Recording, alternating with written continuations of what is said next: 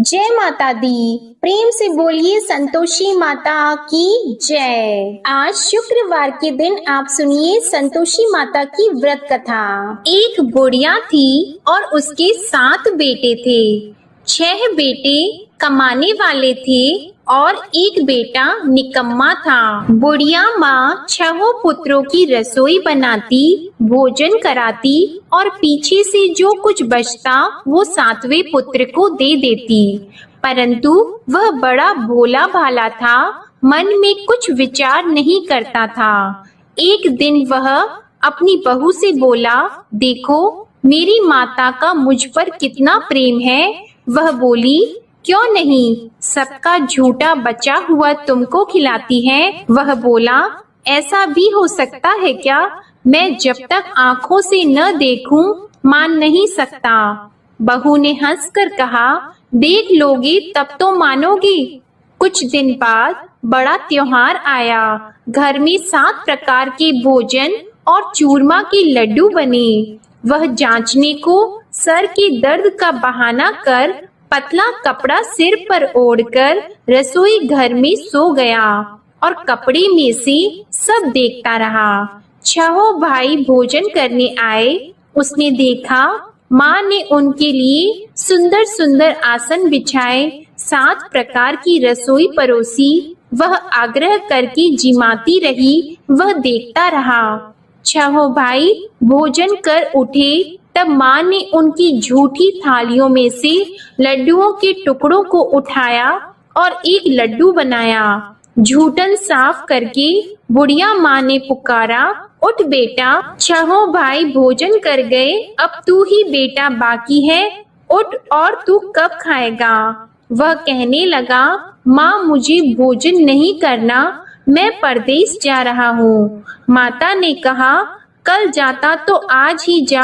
वह बोला, हाँ हाँ आज ही जा रहा हूँ। यह कहकर वह घर से निकल गया। चलते समय उसे बहू की याद आई। वह गौशाला में कंडे थाप रही थी। वह उसे जाकर बोला कि मेरे पास तो कुछ नहीं है, यह अंगूठी है, सो ले लो और अपनी कुछ निशानी मुझे दे दो। वह बोली कि मेरे पास क्या है, यह गोबर भरा हाथ है। यह कहकर उसकी पीठ में गोबर के हाथ की थाप मार दी और वह चल दिया।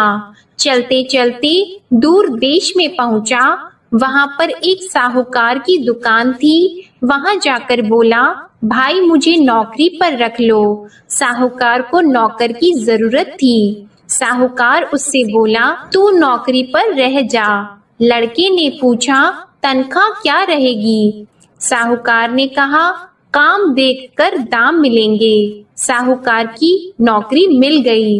वह सवेरे 6 बजे से रात्रि 12 बजे तक नौकरी करने लगा। कुछ दिनों में दुकान का लेन देन, हिसाब किताब, ग्राहकों को माल बेचना, सारा काम करने लगा। साहूकार के 7-8 नौकर थे।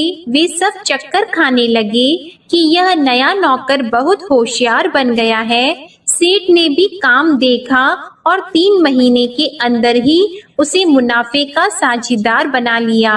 12 वर्ष में वह नामी सेठ बन गया और मालिक सारा कारोबार उस पर छोड़कर बाहर चला गया। अब बहू पर क्या बीती वह सुनो। सास ससुर उसे दुख देने लगे। सारी गृहस्थी का काम करा के उसे लकड़ी लेने जंगल में भेजते।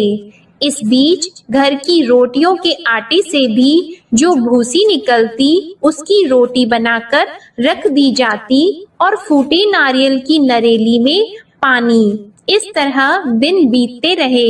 एक दिन वह लकड़ी लेने जा रही थी कि रास्ते में बहुत सी स्त्रियां संतोषी माता का व्रत करती दिखाई दी। वहां यह खड़ी होकर कहने लगी, बहनों, यह तुम किस देवता का व्रत करती हो और इसके करने से क्या फल होता है? इस व्रत के करने की क्या विधि है? यदि तुम अपने इस व्रत का विधान मुझे समझाकर कहोगी तो मैं तुम्हारा बड़ा एहसान मानूंगी। तब उनमें से एक स्त्री बोली, सुनो, यह संतोषी माता का व्रत है। इसके करने से निर्धनता दरिद्रता का नाश होता है, लक्ष्मी आती है, मन की चिंताएं दूर होती हैं, घर में सुख होने से मन को प्रसन्नता और शांति मिलती है। निपुत्री को पुत्र मिलता है, प्रीतम बाहर गया हो तो शीघ्र आता है। कुंवारी कन्या को मनपसंद वर मिलता है,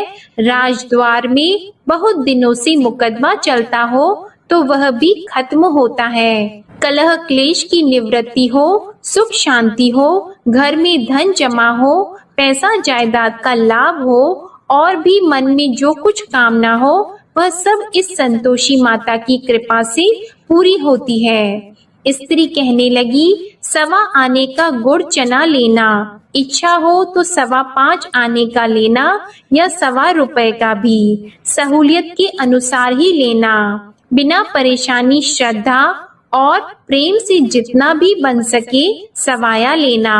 5.25 पैसे से 5.25 आने तथा इससे भी ज्यादा शक्ति और भक्ति के अनुसार ले लेना।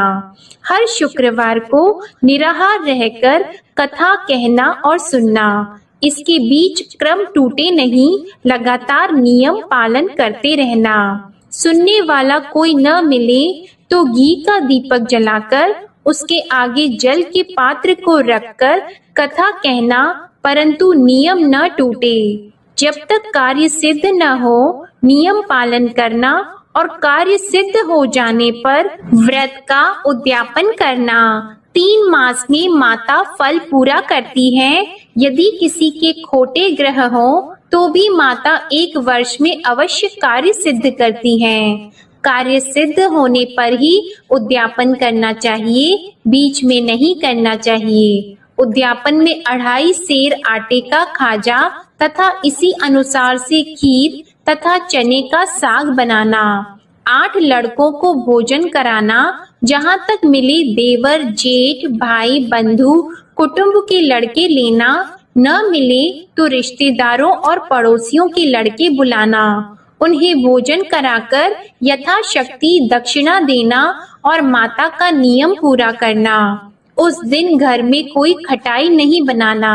यह सब सुनकर बुढ़िया की बहू वहां से चल दी। रास्ते में लकड़ी के बोझ को बेच दिया और उन पैसों से गुड़ चना लेकर माता के व्रत की तैयारी करने लगी। आगे चली और सामने मंदिर है। यह सुनकर माता के मंदिर में जाकर माता के चरणों में लौटने लगी। इसके बाद वह माँ से विनती करने लगी कि हे माँ, मैं निपट मूर्ख हूँ, व्रत के नियम कुछ नहीं जानती हूँ, मैं बहुत दुखी हूँ। हे माता जग जननी, मेरा दुख दूर करो, मैं आपकी शरण में हूँ। माता को दया आई। एक शुक्रवार बीता कि दूसरे शुक्रवार को ही इसके पति का पत्र आया और तीसरे को उसका भेजा हुआ पैसा भी आ पहुंचा।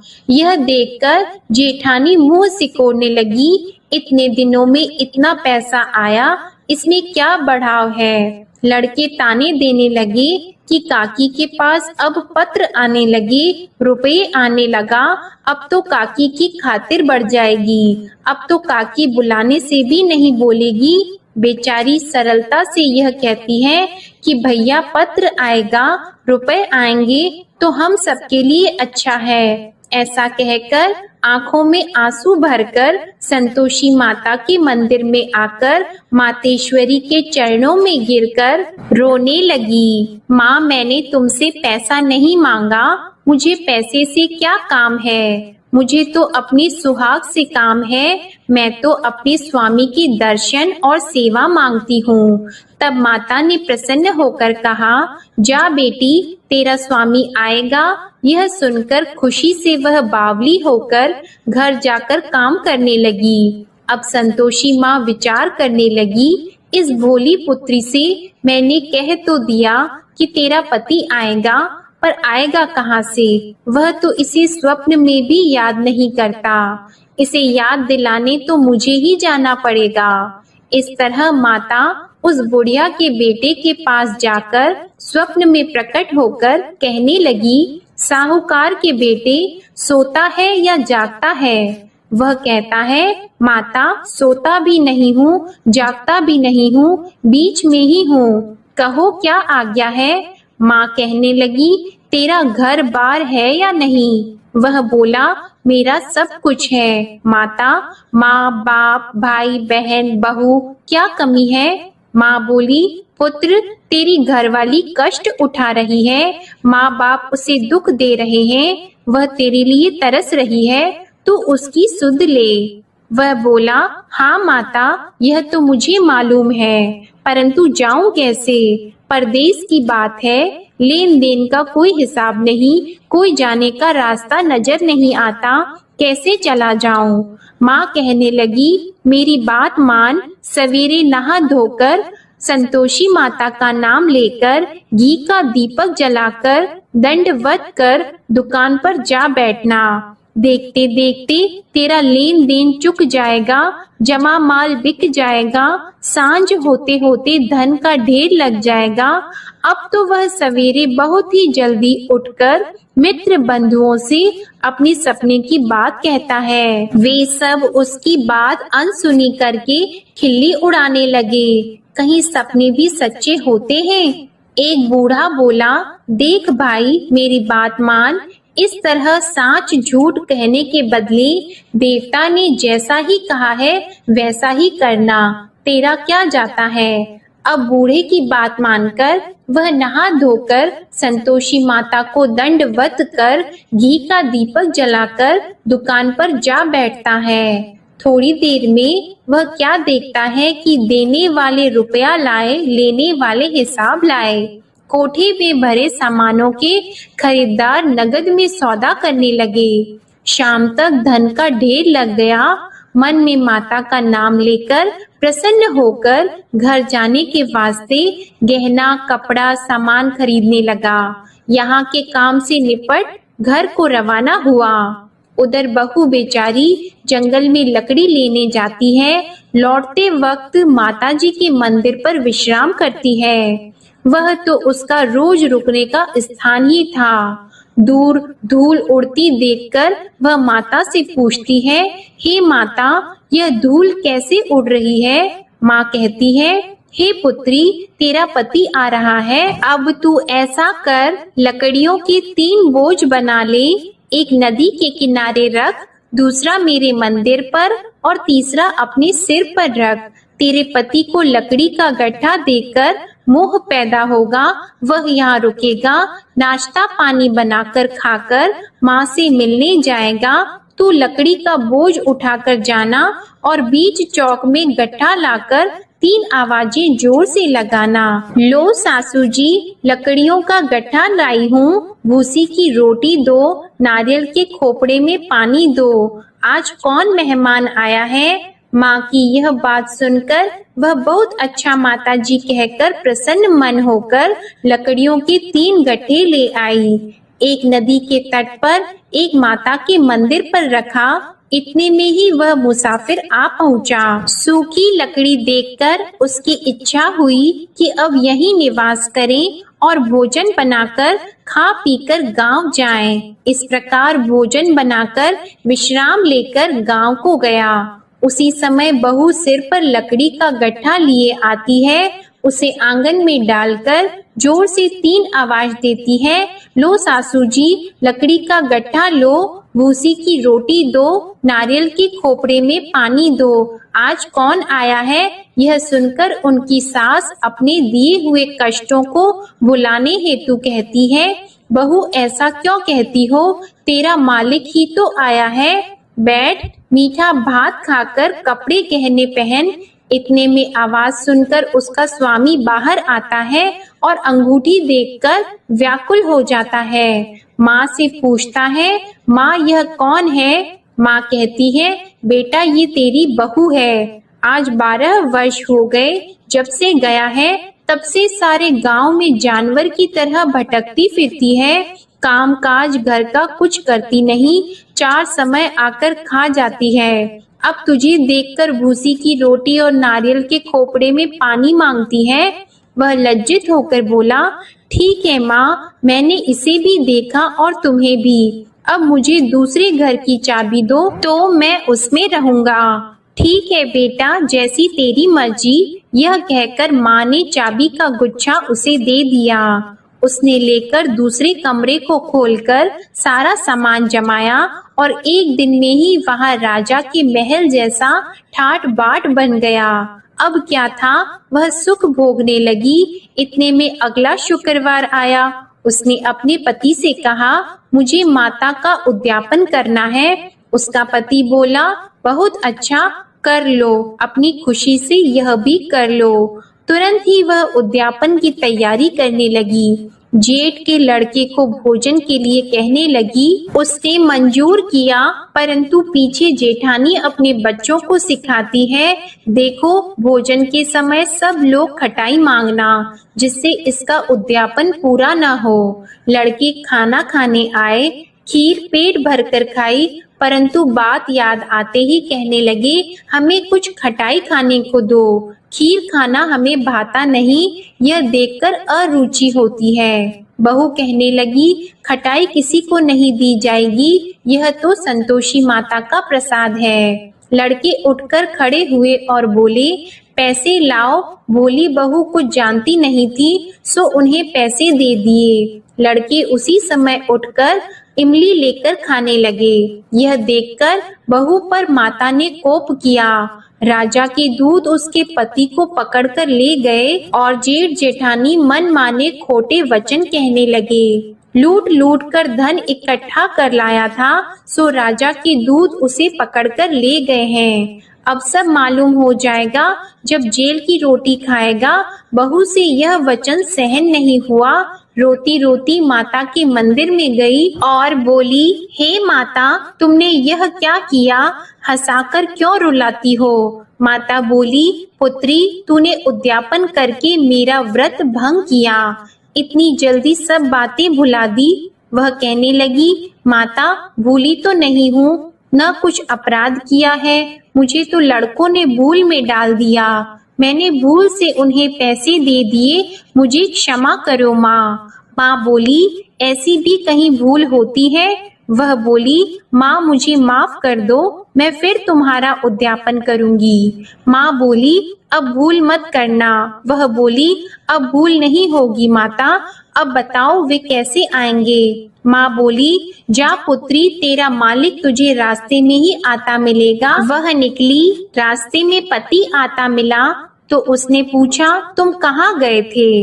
वह कहने लगा, इतना धन जो कमाया है उसका टैक्स राजा ने मांगा था, वह भरने गया था। वह प्रसन्न होकर बोली, अच्छा हुआ, अब घर चलो।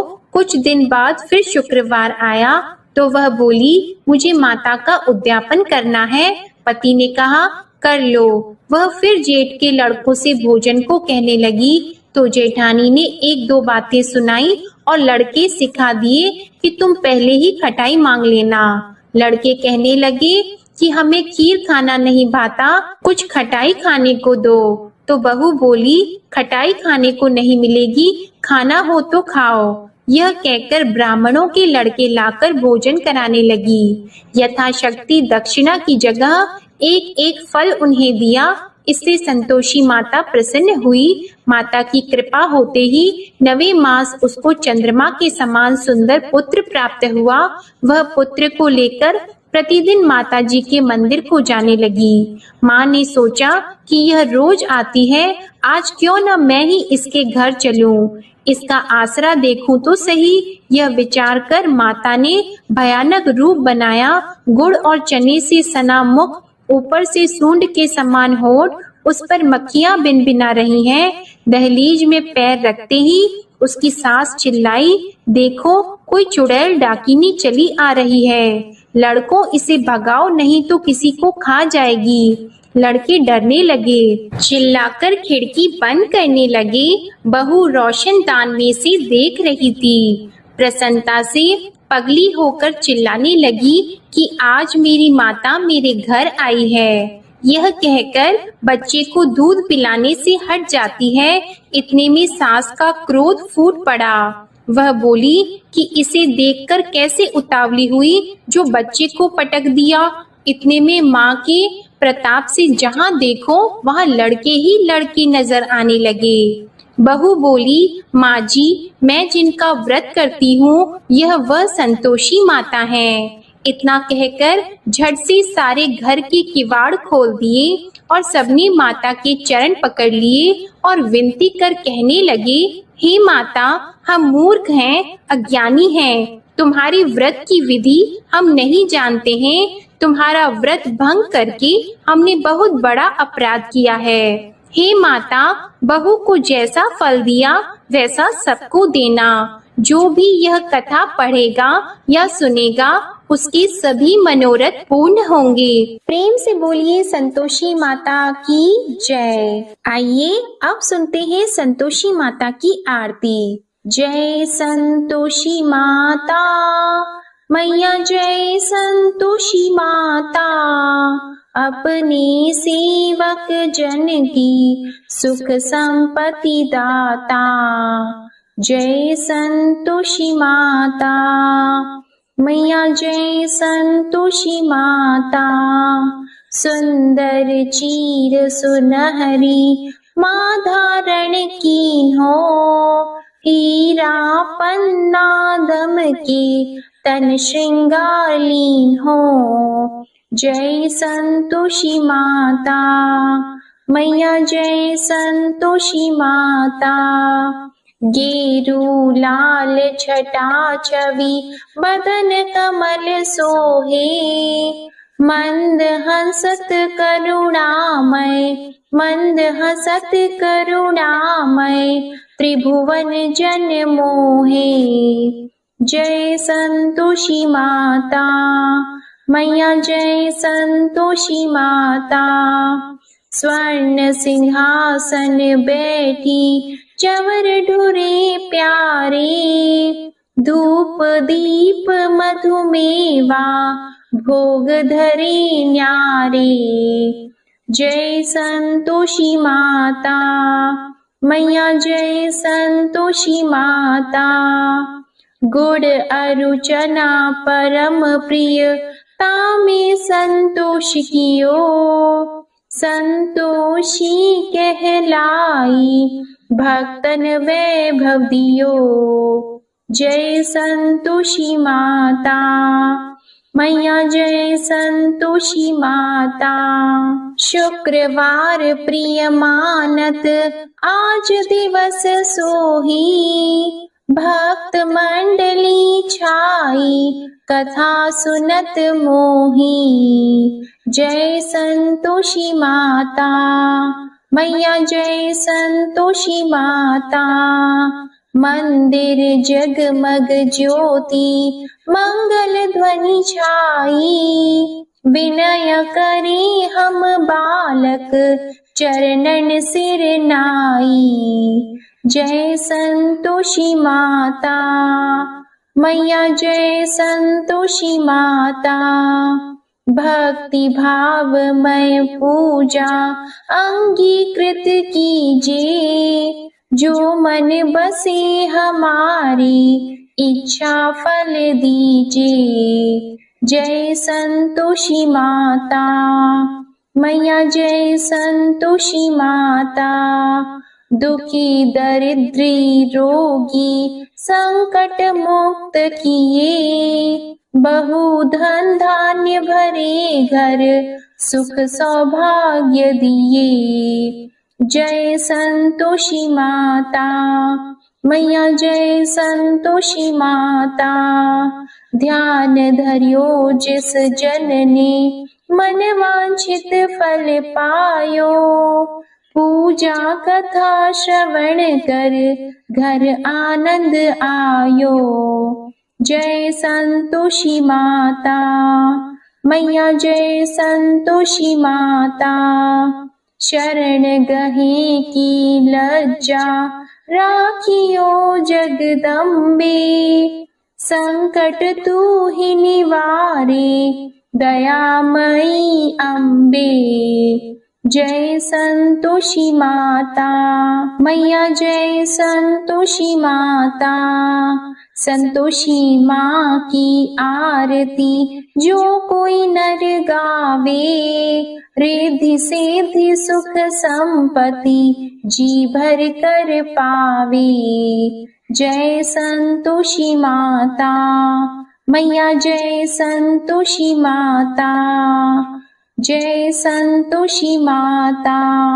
प्रेम से बोलिए संतोषी माता की जय। आपको आज की कथा पसंद आए तो वीडियो को लाइक करके चैनल को जरूर सब्सक्राइब करिएगा और कमेंट में संतोषी माता की जय भी जरूर लिखिएगा। इसी के साथ आप हमारे चैनल पर फाल्गुन मास महात्म्य की कथा और विजया एकादशी व्रत के मुहूर्त का वीडियो भी जरूर देखिएगा। प्रेम से बोलिए संतोषी माता की जय।